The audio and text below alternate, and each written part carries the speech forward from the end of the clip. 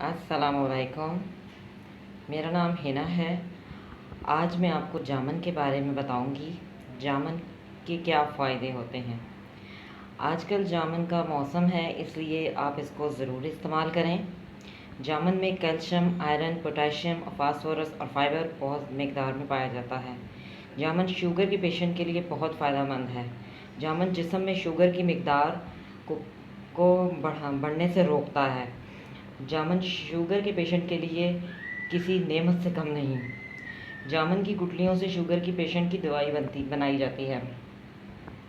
जामुन की गुठलियों को आप फेंक देते हैं, लेकिन उन गुठलियों को फेंकना नहीं चाहिए, बल्कि आप लोग उसे रख कर उसे खुश करके इसका पाउडर बनाकर सुबह शाम आधा चम्मच लें तो शुगर के पेशेंट के लिए बेहतरीन दवा है।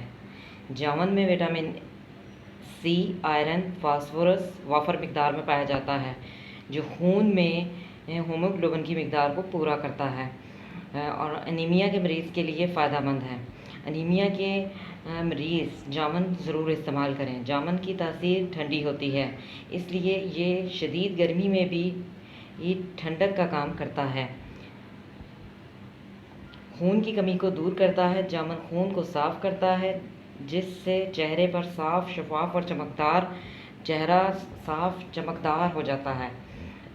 जामुन में पोटेशियम की मकदार काफ़ी मकदार में पाई जाती है, जिसकी वजह से दिल की बीमारियों से इंसान महफूज रहता है। हाई ब्लड प्रेशर को